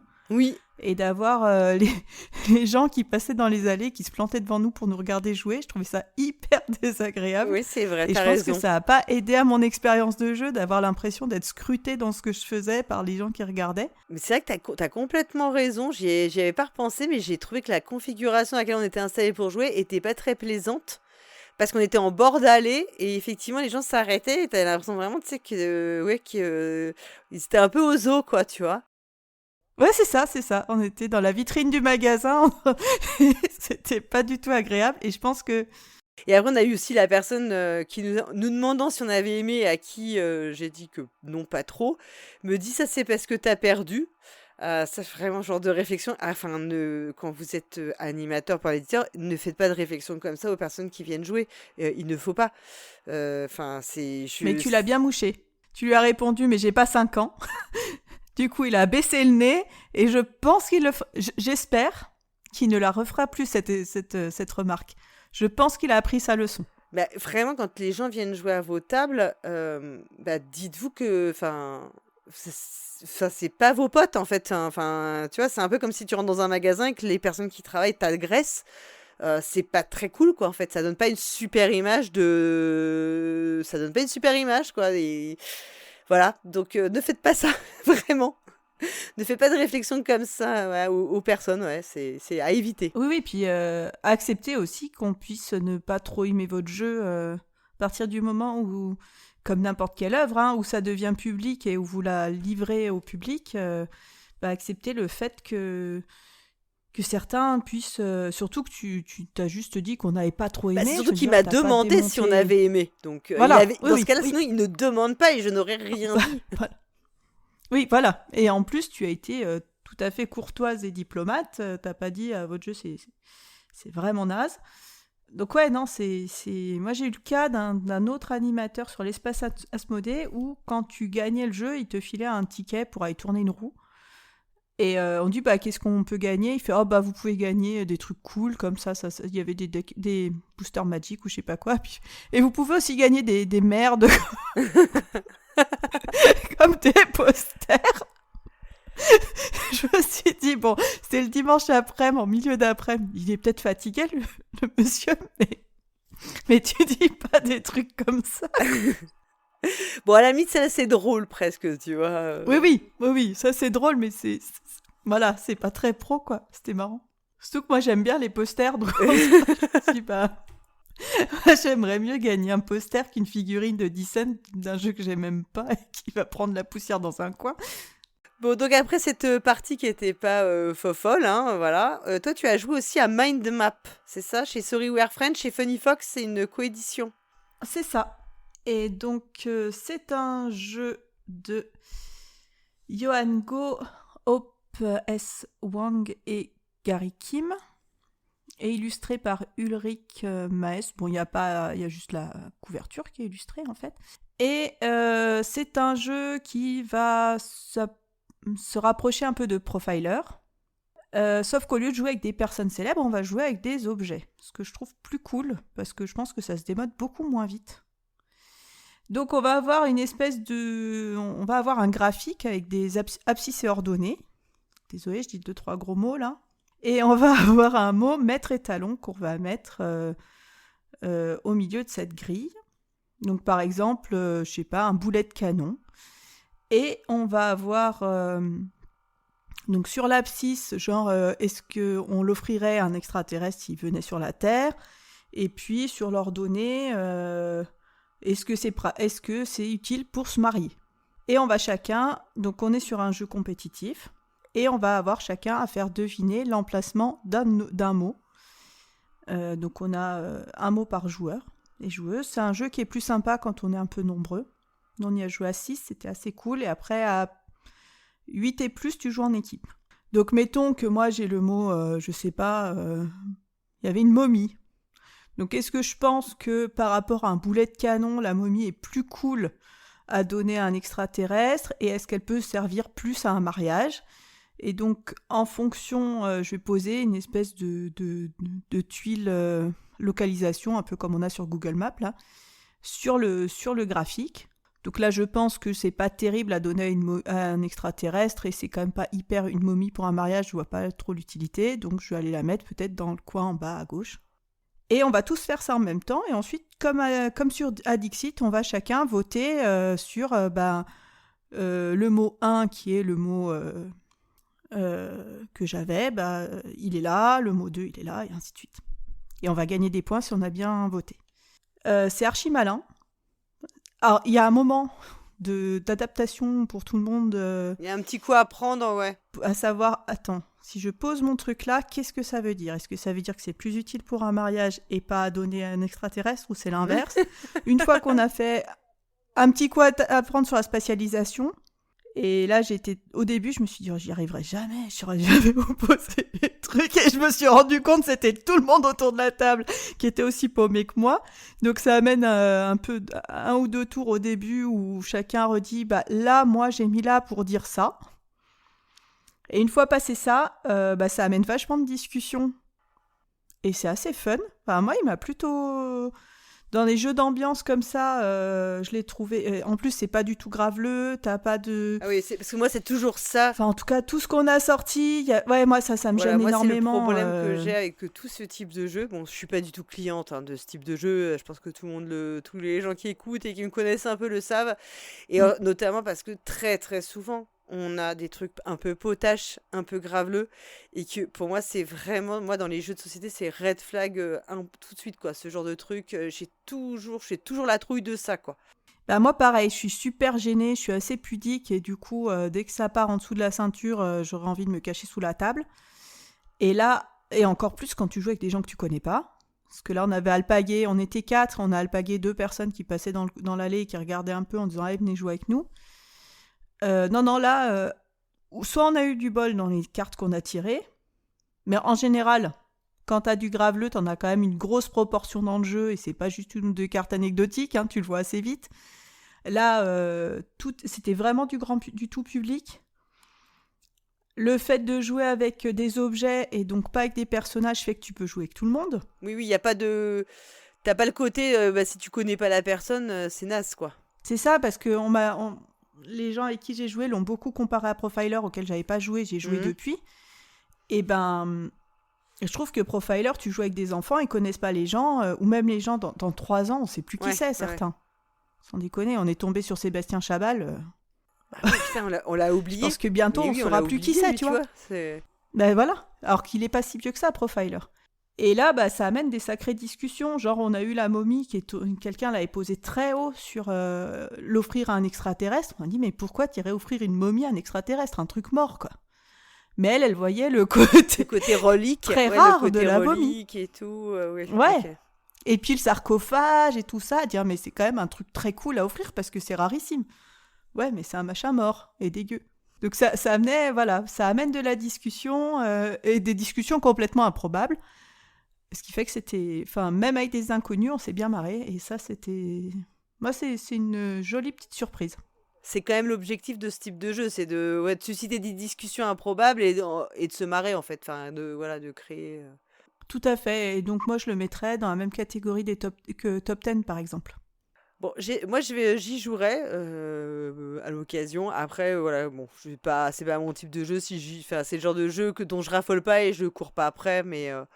Oui, si j'ai l'occasion, je testerai quand même, quoi. Alors ensuite, on avait joué toutes les deux à Solstice, un jeu de Bruno Catala et Corentin Lebras, qui est édité par Lumberjack et qui est illustré par Gorobei. Solstice, alors moi j'y avais joué sur BGA avec Flavien, encore lui, tiens. On lui fait un petit big up, comme on dit. Ouais. Et on s'était posé la question, moi ça m'avait plutôt plu sur BGA, et je m'étais posé plein de questions métaphysiques, parce que en fait c'est un jeu dans lequel on va récupérer des tuiles, paysages qu'on va placer, sachant qu'en fait on va faire une sorte de pyramide. Et donc mais en posant toujours tout en haut, je crois que c'est les violettes, puis les roses, puis les bleus, les vertes, etc. Et donc il y a de plus en plus de tuiles selon les couleurs. Et moi je m'étais posé la question de savoir, sur BGA ça fonctionne très bien, mais je m'étais demandé en vrai comment ça allait se présenter, etc. La taille des tuiles, enfin bon, plein de trucs comme ça. Et la grosse particularité du jeu, c'est que en fait on va jouer une carte de notre main. Et si on doit jouer au maximum une carte qui a une valeur ou une couleur commune avec les cartes ou les tuiles de la rivière. Et ainsi, on va pouvoir capturer cette carte tuile pour la placer dans son paysage. Si on peut pas le faire, on aura le droit à une autre chance. Et puis si on peut vraiment pas, on récupérera une sorte de joker, enfin un arc-en-ciel qu'on pourra placer comme on veut. Et le but, c'est d'arriver à relier, d'avoir la plus grande zone adjacente, puisque chaque carte ou tuile n'est présente qu'en un exemplaire en réalité. Et c'est ça, faut vraiment regarder. C'est un jeu à deux, il faut vraiment regarder ce que fait l'autre. Oui, il faut vraiment regarder ce que fait l'autre, ce que l'autre a appris pour faire parfois ne pas jouer ce qui est déjà foutu, quoi. Et cette mécanique de capture, elle est reprise du Hanafuda, en fait. Alors, quand on a joué toutes les deux, on a fait un reset parce qu'on a fait une grosse connerie au tout début. Alors que l'animateur nous avait bien expliqué. Et je sais pas pourquoi on s'est engouffré dans une connerie toutes les deux. Et au bout de quelques tours, on s'est rendu compte que ça n'allait pas. Donc, on a tout recommencé. Et on peut dire qu'après tout avoir recommencé, on a été acheter le jeu toutes les deux. Donc, c'est que quand même, on peut dire qu'il nous a plu. Voilà. Moi, j'aime beaucoup le jeu. C'est vraiment une belle surprise. Surtout que moi, cette année, autant l'année dernière, j'avais un peu craqué sur les achats, autant cette année, j'ai été hyper raisonnable. J'en ai pas ramené tant que ça. Et celui-là, je suis vraiment contente de... J'ai pas encore rejoué depuis que je suis rentrée à la maison, mais je suis vraiment contente de l'avoir embarqué dans ma besace. C'est un jeu qui a quand même... qui est assez... qui a cette petite vibe un peu chill qu'on a beaucoup en ce moment. Et pourtant... c'est pas du tout chill, parce que comme tu l'as dit, faut vachement, comme c'est un jeu à deux, faut vachement surveiller ce que fait l'autre, parce que franchement, ça peut changer toute ta façon de jouer et tout. Parce que... Ah bah si t'attends une tuile qui va te permettre de tout relier et que l'autre te la chip, c'est mort. Parce que la façon de capturer les tuiles, c'est super... Enfin oui, c'est pas eux qui l'ont inventé, c'est repris d'eux, mais c'est super malin de le réexploiter. Et en plus, ce qu'il y a de cool, c'est que quand t'arrives à faire un carré avec 4 tuiles que t'as posées, tu peux aller chercher une tuile spéciale avec un petit animal et un petit esprit animal qui va te donner un petit pouvoir. Et les petits pouvoirs, ils sont vachement bien. Donc tu vas être aussi par moment être poussé à faire, oui, t'as ta zone la plus grande, mais tu vas être vachement poussé aussi à finir des carrés pour aller chercher les petits pouvoirs, quoi. Donc il y a plein de petites... C'est un tout petit jeu avec plein d'idées malines. Voilà. Que tu dis, t'y joues, t'as envie de recommencer une partie directe après, quoi. Oui, et le matos, il est vraiment chouette dans une minuscule boîte, un peu à la taille des One Game, là. Donc, chapeau aussi à ça, à ces éditeurs qui vendent pas des boîtes pleines de villes. Et je crois que les petites tuiles animaux, elles sont esprits, là, elles sont un petit peu ça fait un peu comme c'est pas du bois, mais ça fait un petit peu un effet bois, enfin, c'est... Ah si, ouais, c'est du bois. C'est du bois d'arbre, mon Dieu. Du bois d'arbre. Et moi, ça m'a donné un peu la sensation des vieux dominos. Et même au bruit, on a quasiment le même bruit, c'est beaucoup plus fin. Mais on a ce côté, elles sont vernies d'un côté, et puis on a ce bruit quand on les pose là de bois. Et t'as envie de les tripoter tout le temps, c'est hyper agréable. Quoi. Et puis les illustrations sont très chouettes.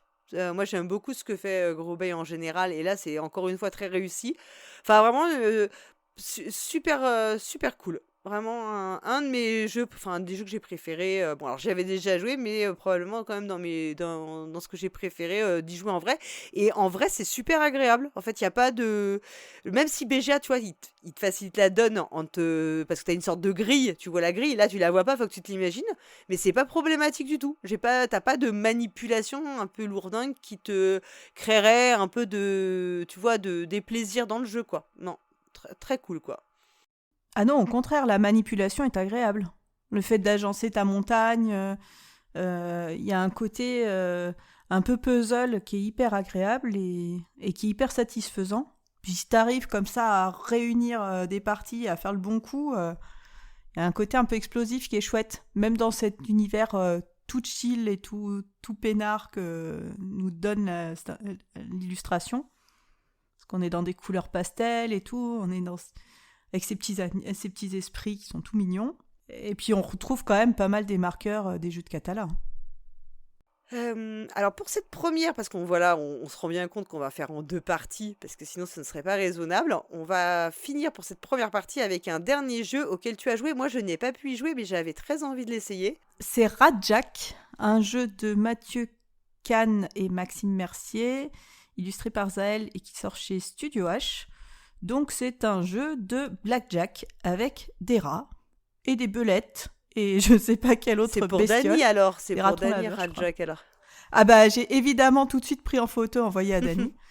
Donc sur le principe du blackjack, il va falloir qu'on arrive à une certaine valeur sans la dépasser avec nos cartes. Sachant que chaque carte va aussi avoir un pouvoir. Donc à notre tour de jeu, on va piocher une carte, choisir de la montrer face visible ou la mettre face cachée, histoire de pouvoir... Si tu la mets face visible, tu utilises ton pouvoir. Des fois, c'est pas hyper intéressant, les pouvoirs. Si tu la mets face cachée, le pouvoir n'est pas utilisé, elle n'est pas comptabilisée dans tes... Donc tu peux jouer comme ça, tu peux avancer un peu en tapinois sur tes points. Et tu peux aussi aller te défausser, virer une carte, je sais plus comment, si elle t'intéresse pas. En fait, on a eu un animateur qui parlait tout le temps, et nous disait tout le temps ce qu'il fallait qu'on fasse et tout.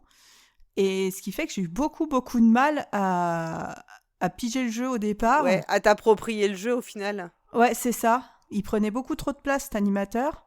Et donc, j'avais du mal à piger les règles, à intégrer les règles, ce qui fait que vraiment, mon début de partie est très, très nébuleux. Ouais, il y a ce côté un peu de j'avance caché, puis d'un coup, paf, je vous fais le coup du siècle, qui est hyper grisant. Je suis arrivée 2 fois à faire ça. Bon, il y a une autre fois, j'étais là, allez, le prochain coup, c'est bon, je gagne. Et puis, une de mes adversaires a chopé la manche juste avant. Ouais, non, j'avais jamais joué au blackjack. Donc, c'était une découverte aussi de ce jeu classique. Et tous les petits pouvoirs. Donc là, on a joué qu'avec les rats et les rattes, qui ont les mêmes pouvoirs. Mais après, tu peux mélanger différents decks. Les ratons laveurs, tu peux faire raton laveur rat, ou tu auras d'autres. Donc, tu auras 2 sets de 12 pouvoirs. Les belettes aussi, c'est encore d'autres pouvoirs. Donc, à voir comme ça, faire un jeu un peu sur mesure. Je sais pas ce que vaut les autres pouvoirs et à quel point ça complexifie le jeu. Là, je trouvais que c'était déjà... entre les valeurs de cartes, ce que tu mets face cachée, ce que tu mets face visible, ce que les pouvoirs vont faire, je trouve que c'est déjà pas mal. Déjà sur ce premier niveau, c'était pas mal. Parce que surtout, ce que les autres vont pouvoir faire, là, je peux mettre des jetons. Enfin, on a quand même pas mal de règles et pas mal de trucs auxquels il faut penser. Sur un jeu qui paraît vraiment le petit jeu de cartes à taper le carton, c'est quand même un niveau au-dessus d'apprentissage, et je pense que tu as une courbe d'apprentissage et de progression sur le jeu qui est importante. Mais c'est très très agréable en tout cas. Bon, bah écoute, ça m'incite encore plus à aller l'essayer quand j'aurai l'occasion du coup. Bah écoute, Élodie, on a déjà fait plus de 20 jeux. On sait qu'il nous en reste le même... On a fait 21 même. On sait qu'il nous en reste le même nombre pour la deuxième partie. Et je pense que si on veut garder de l'énergie pour continuer, on va faire en 2 fois comme on a dit. Hein, on s'en doutait un petit peu. Voilà, on laisse beaucoup de suspense pour la deuxième partie, les jeux dont on parlera. En tout cas, encore des pépites, hein. Oui, et puis aussi des déceptions, hein, je vous rassure. Oui, aussi, mais oh là là, soyons positifs. Non, parce qu'il y a quelques bons trucs quand même dans les jeux à venir, donc voilà, on ne dit rien, on garde le secret et on garde un peu de mystère. Je te remercie beaucoup pour cette première partie de débrief de Cannes, et puis on se retrouve très, très vite pour la seconde partie, et on remercie tous les auditeurs et auditrices. Oui, merci à toi de m'avoir invité sur ton podcast. Ah, c'est un plaisir de se retrouver toutes les deux. Après notre journée entre filles, voilà, on peut débriefer tranquillement. C'est ça. Et puis, je te dis à bientôt alors. À tout bientôt, Paul Gara. Au revoir à toutes et tous. Au revoir.